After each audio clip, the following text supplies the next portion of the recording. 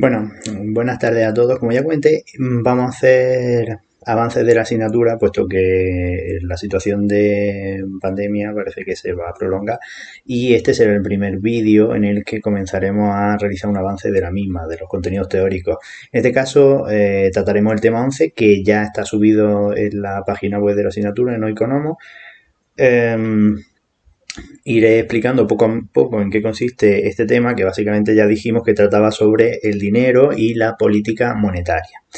Bueno, en primer lugar, repaso, ya lo hice en clase, esta fue nuestra última clase, lo recuerdo, la evolución del dinero a lo largo del tiempo. Primero tendríamos la subsistencia, donde la gente cazaba, pescaba, etcétera, lo justo para consumir. Y entonces empezó a llegar la especialización, es decir, comenzaron a distribuirse las distintas tribus, esto ya fue a partir del Neolítico, en gente que estaba especializada en cazar, gente que estaba especializada en pescar, etcétera. Y esto motivó que se generara mucha más producción, con ella un excedente económico, es decir, un excedente de producción, y esto permitió los primeros trueques, es decir, intercambio de unas mercancías por otras. Sin embargo, estos trueques, como ya sabéis, tenían un pequeño problema, o tenían bastantes problemas, pero uno de los principales era encontrar tanto a las personas que quisieran exactamente los mismos elementos, es como coincidía en el momento en el que esas personas quisieran esos elementos, etcétera. Por ello surge por primera vez el dinero, cuya primera forma ya dijimos que era el dinero mercancía, que eran bienes que tenían valor en sí mismos, como por ejemplo la plata, el oro, distintos metales preciosos, conchas, etcétera. Y esto a lo largo del tiempo se mantuvo hasta que llegaron las primeras monedas, especialmente con los romanos, ya dije el denario, que tenían la particularidad de que homogeneizaban estas fórmulas de pago. ¿Vale? Estas monedas tenían el mismo valor siempre, y por tanto homogenizaban las fórmulas de pago. Y por último, o el último paso del dinero, a grosso modo, sería el dinero fiduciario. El dinero fiduciario es aquel que ya sí que no tiene ningún vínculo con o ningún valor real, sino que su valor está en la confianza que tienen los usuarios de este dinero de que será comúnmente aceptado. Véase, por ejemplo, yo que sé, un billete de Monopoly nadie lo aceptaría como dinero porque no es comúnmente aceptado, pero sin embargo un billete de 50 euros todo el mundo lo aceptaríamos. ¿Vale? Estas cuestiones sí que fueron tratadas en el último día de clase. A partir de ahí empezaremos a avanzar. Las principales funciones del dinero, ¿cuáles son? Bueno, el dinero, ya he dicho que es algo que es comúnmente aceptado, todo el mundo lo reconoce como algo de valor, y tiene las siguientes funciones. Sirve como medio de cambio, es decir, todo el mundo lo acepta y por tanto puede ser intercambiado por distintos bienes y servicios. Es un depósito de valor, en teoría no es perecedero, y por tanto pueden mantener el valor que tiene en dinero durante bastante tiempo. Sin embargo, esto es matizable, ya que, como recordaréis, siempre hay una pequeña inflación en los países, por lo tanto el dinero sí que va perdiendo en cierta medida su valor, o poco a poco. Y por último, también una unidad de cuenta común, es decir, permite valorar los distintos bienes en las mismas unidades, es decir, no, para calcularlo mediante los trueques era complicado decir, pues yo que sé, un ordenador vale igual que 3 vacas, es complicado, mientras que con el dinero sí que se homogeneiza y por tanto sirve como unidad de cuenta común. Vale, ahora vamos a hablar de la oferta y la demanda de dinero, ya que la política monetaria se basa fundamentalmente en estas dos curvas, en la curva de oferta y la curva de demanda de dinero, y esto se traslada posteriormente a lo que ya sí que conocéis como demanda y oferta agregada. Lo veremos al final de esta presentación. Vale, por un lado está la demanda de dinero. ¿De qué depende la demanda de dinero? Bueno, la demanda de dinero va a depender básicamente de los siguientes elementos. Primero, de la incertidumbre que se tenga sobre los precios. Si los precios están al alza, es decir, si hay una inflación recurrente en los países, subida de precios generalizadas, recuerdo que es la inflación, en general se demandará más dinero para pagar estos bienes. Por tanto, esto es un factor para demandar más dinero. También está la renta o riqueza real, es decir, si una persona tiene una mayor renta, también demandará más dinero con motivo de lo que se denomina motivo transacción, para adquirir mayor cantidad de bienes, ya que tiene una mayor renta. Recuerdo que la renta era el salario básicamente que tiene un trabajador, mientras que un trabajador o una persona, y la riqueza es el conjunto de bienes, patrimonio, etcétera, además de la renta.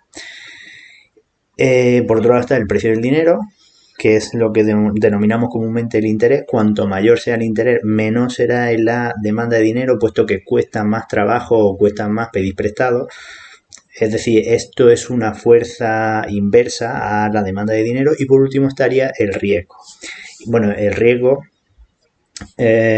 básicamente, cuanto más riesgo haya en un activo, menor será la demanda de dinero y viceversa. Eh, si el riesgo de un activo es alto, se exigirá que ese activo genere mucho dinero. No sé si se ha entendido bien, pero bueno. Básicamente, a más riesgo, más dinero se exige sobre el activo. Bien. El interés o el precio del dinero, es decir, lo que bueno, interés, todo el mundo entiende que sería el porcentaje que se pide prestado o se pide de más de dinero cuando se pide prestado. Por ejemplo, si hay un sujeto, en este caso un individuo que pide prestado, este sería el prestatario, mientras que el que concede un préstamo sería el que se denomina prestamista. La cantidad de dinero que el prestatario debe devolver al prestamista, además de lo que ya se le dio inicialmente, eso sería el interés que genera el préstamo. ¿Vale? ¿Y de qué va a depender esto? Pues en primer lugar de la duración del préstamo. A mayor duración, mayor interés se le exigirá al prestamista. Si damos dinero, yo qué sé, a 5 años vista, pues evidentemente pediremos más de vuelta que si solo lo damos a un año vista. Del riesgo de la operación, si se lo damos prestado a alguien que consideramos que no es muy solvente, es decir, que es probable que no nos devuelva el dinero, exigiremos también una mayor cantidad de interés.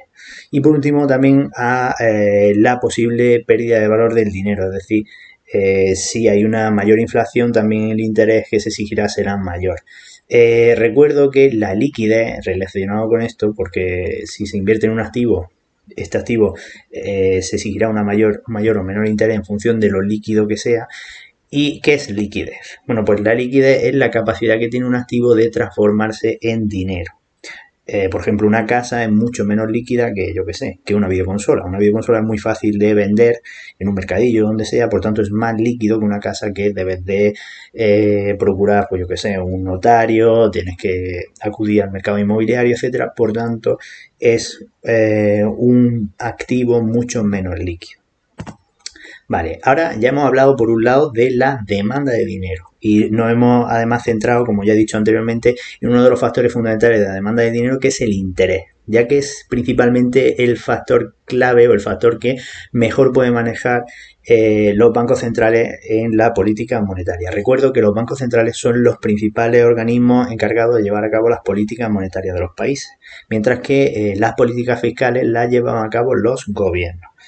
Vale, ahora por otro lado hablamos de la oferta monetaria, que es fundamentalmente lo que pueden controlar los bancos centrales. Esta oferta monetaria, es decir, la cantidad de dinero que hay en circulación.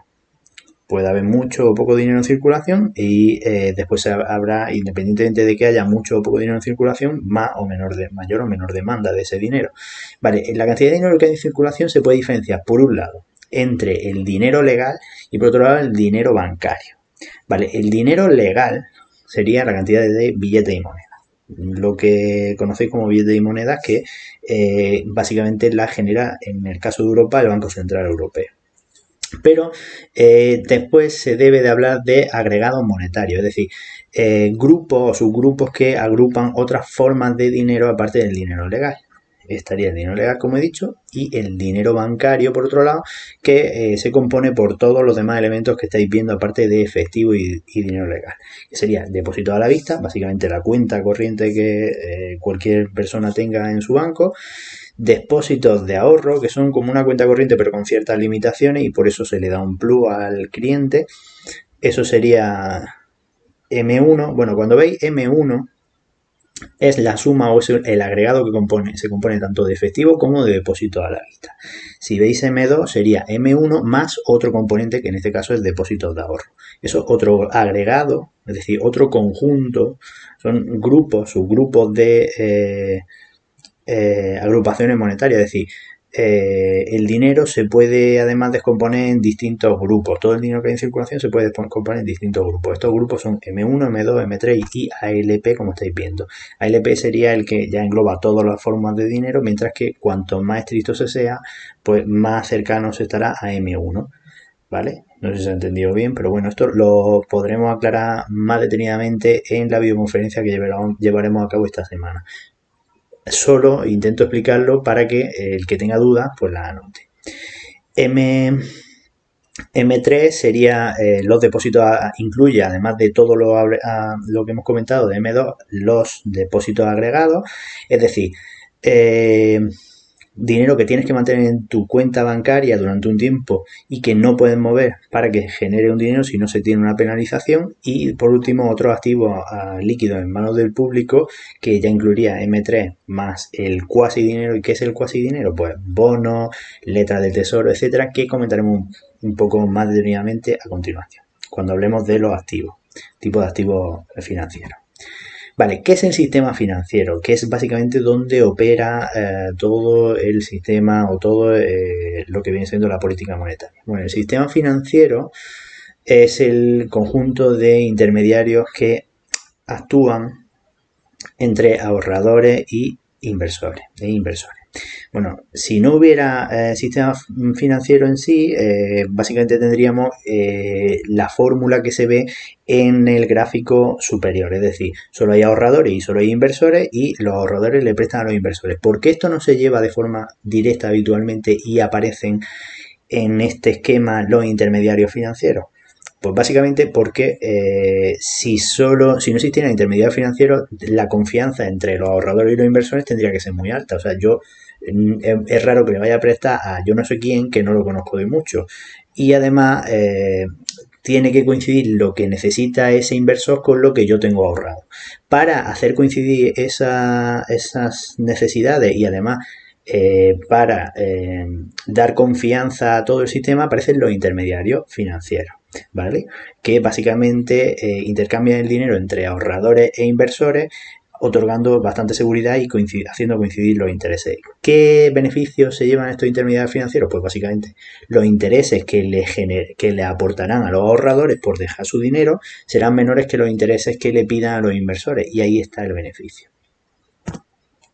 Vale, ¿qué tipo de intermediarios financieros tenemos? Por un lado tenemos los intermediarios bancarios, que son bancas, cajas de ahorro, cooperativas. No lo voy a tratar con demasiado detenimiento, pero básicamente son instituciones que captan el dinero de los ahorradores para prestárselo a los inversores, mientras que si no lo utilizan simplemente para dárselo a los inversores, si no tienen otros fines, se les denomina intermediarios no bancarios, y ahí entran pues sociedades de inversión colectiva, por ejemplo, que son agrupaciones que cogen el dinero de muchos ahorradores para invertirlos de una forma más potente, o por ejemplo entidades de pensiones, de gestión de pensiones, aseguradoras, etcétera. ¿Vale? Bien, ¿qué tipo de activos financieros intervienen? Entiendo que a lo mejor estáis un poco perdidos, pero bueno, recapitulo. Estamos hablando todo el rato de política monetaria. En la política monetaria intervienen dos fuerzas: demanda de dinero y oferta de dinero, y dentro de la oferta de dinero pues estamos comentando las distintas formas de oferta de dinero que hay. El dinero propiamente dicho como dinero legal, que sería billetes y moneda, y después está el dinero bancario, que veremos qué diferencia hay y cómo opera. Dentro de este dinero bancario, pues los activos financieros serían una parte de este dinero bancario bastante importante, y estos activos financieros podemos diferenciar entre activos de renta fija y de renta variable. Lo de renta variable básicamente es que no se conoce bien cuánta rentabilidad van a generar, y estos estaríamos vinculados con las acciones. Estas acciones, pues, ¿de qué va a depender el beneficio que genera una acción? De que la empresa vaya mejor o vaya peor. Mientras que los activos de renta fija podemos diferenciar entre públicos y privados. Los privados son aquellos que generan una empresa, mientras que los públicos los genera el Estado, y son una especie de compra de títulos que hacen las personas sobre esa empresa, dándole dinero a esa empresa con la intención de que posteriormente la empresa le devuelva una mayor cantidad. Es como una especie de préstamo. creo que ya lo comenté en otras clases, cómo funciona un bono o una obligación. Estos nombres son distintos en función de la duración que tenga. Vale, ¿cómo funciona un banco? Bueno, que es el principal intermediario financiero. Todos los otros, los no bancarios, pues no nos centramos tanto en ellos. Vale, dentro del banco, ¿cómo funciona? Pues tendríamos por un lado los ahorradores que guardan su dinero en el banco, y este banco puede ir generando, aportando o llevando a cabo préstamos, siempre no pudiendo prestar todo, sino que hay un pequeño porcentaje que deben de guardar por si acaso los ahorradores quisieran o requisieran su dinero rápidamente. Eso es lo que se denomina coeficiente legal de caja, ¿vale? Que lo fija el Banco Central Europeo. Estos préstamos bancarios los reciben las familias que necesitan realizar inversión, y estas familias, si obtienen beneficios, etcétera, se vuelven a convertir en ahorradores, generando un ciclo continuo. ¿Vale? Bien, ¿cómo se crea el dinero bancario? Hice un pequeño ejemplo, aunque no sé si os acordaréis en la clase, donde, por ejemplo, aquí estáis viendo un ejemplo de una persona que tiene 1.000 euros y deja estos 1.000 euros depositados en el banco. Si hubiera un coeficiente legal de caja de un 10%, de esos 1.000 euros el banco podría volver a prestar a otra persona 900 euros, como estáis viendo en la segunda operación. Vale, esos 900 euros, si los deposita esa persona en otro banco, puede volver a prestar el banco 810. ¿Por qué 810? Porque el 10% de 900 sería 90, que debe de mantener el banco depositado para evitar que en caso de que todo el mundo sacase el dinero, bueno, de que la gente quisiera sacar el dinero, no hubiera dinero efectivo. Eso es lo que exige el Banco Central Europeo. Evidentemente, si todo el mundo a la vez decidiese sacar su dinero, no existiría dinero suficiente en los bancos y se generaría una bancarrota, pero se estima, se hacen estimaciones y se lleva a cabo el coeficiente correspondiente. Es decir, ¿por qué se ha creado dinero bancario? Porque solo existían 1.000 euros inicialmente. Sin embargo, al final de todas las operaciones como estáis viendo aquí, se han generado 2.710, bueno, y esto continuaría. Eso es dinero virtual, entre comillas, y por eso se dice que se ha creado dinero bancario. Vale, ¿cuánto dinero bancario se puede crear? Pues básicamente se tiene que aplicar la fórmula que estáis viendo a continuación, que es lo que se denomina multiplicador monetario, y sería 1 partido el coeficiente legal de caja. Si por ejemplo el coeficiente legal de caja es más alto, el multiplicador será más bajo y por tanto se podrá crear menos dinero bancario y viceversa. ¿Qué es el eurosistema? El Banco Central Europeo. Bueno, el eurosistema es el conjunto de bancos centrales nacionales que componen o que tienen la misma moneda y misma política monetaria común, y que es gestionado por el Banco Central Europeo fundamentalmente. Lo veis en el mapa, básicamente los países que lo componen, y ¿qué funciones cumplen? Pues generar dinero legal, es decir, billete y moneda, gestionar moneda extranjera, revisar todo el sistema financiero y llevar a cabo, sobre todo, lo que más nos interesa, las políticas monetarias. Vale, ¿qué son las políticas monetarias? Pues una vez que ya hemos soltado todo este mejunje de elementos que tiene en sí el dinero, o que existen en sí sobre el dinero, es decir, la demanda de dinero, la oferta de dinero, etcétera. Ahora tenemos que ver cómo intervienen las instituciones públicas sobre este dinero para intentar mejorar o alcanzar los objetivos macroeconómicos que ya comentamos en la unidad anterior. Básicamente, dentro de la política monetaria tenemos 3 instrumentos: el coeficiente legal de caja, las facilidades permanentes y las operaciones de mercado abierto. Las trataremos ahora de una forma un poco más detenida, pero bueno, esos son los 3 instrumentos. Y ¿qué es lo que permiten actuar sobre o bien la oferta monetaria, que ya hemos comentado que es, o bien los tipos de interés, o ambos, y con ello se busca lograr los objetivos económicos. Fundamentalmente, ahí aparecen 3, pero sin embargo, el que más tiene, o sobre el que más importancia centra su atención la política monetaria, sería sobre la estabilidad de precios, marcando un límite de una inflación cercana, aunque inferior al 2%. Bien, ¿qué son los instrumentos que hemos comentado? Bueno, las operaciones de mercado abierto son básicamente préstamos que lleva a cabo el Banco Central Europeo sobre otros bancos. El interés al que se le dan los préstamos el Banco Central Europeo a los otros bancos va a servir como referencia, ya que estos bancos, si quieren obtener un beneficio, tendrán que dar dinero a un tipo de interés mayor. Por tanto, cuanto más alto sea el interés de las operaciones de mercado abierto, menores préstamos realizarán los bancos porque los intereses serán más altos y viceversa. Además, los bancos se pueden prestar entre ellos a un tipo de interés que es lo que se denomina Euribor. Vale, por otro lado tenemos el coeficiente de gas de caja, que ya hemos comentado que es un porcentaje de dinero que deben de mantener en su reserva los bancos. Cuanto mayor sea este porcentaje, menos dinero bancario pueden generar. Y por último, las facilidades permanentes. No voy a meter mucho en estas facilidades permanentes, pero bueno, básicamente son que cuando le sobra o le falta dinero en sus depósitos a un banco en un determinado día, pueden realizar una serie de ajustes que les permite operar. Bueno, el funcionamiento de la política monetaria básicamente actúan o bien a través de los instrumentos anteriores cambiando la cantidad de dinero en circulación o bien modificando el tipo de interés. Si aumenta la cantidad de dinero en circulación, ¿qué ocurrirá? La demanda agregada se desplazará hacia la derecha, si disminuye al contrario y con el tipo de interés justo a la inversa. Si baja el tipo de interés aumentará la demanda agregada y si disminuye el tipo de interés si aumenta el tipo de interés disminuirá la demanda agregada. Eso lo vamos a ver ahora más claramente. Igual que las políticas fiscales, las políticas monetarias pueden ser de dos tipos: expansivas o restrictivas, en función de los objetivos que se busquen. Las expansivas buscan aumentar la demanda agregada, aunque tienen como gran inconveniente, igual que pasaba con las políticas fiscales, unos mayores niveles de precio. Mientras que las políticas expansivas contractivas buscan justo lo contrario: disminuir la demanda agregada, aunque tiene como gran defecto que disminuirá el PIB, tiene como ventaja que los precios se controlarán. Es decir, en caso de que haya una burbuja inflacionista, se controlará esta burbuja.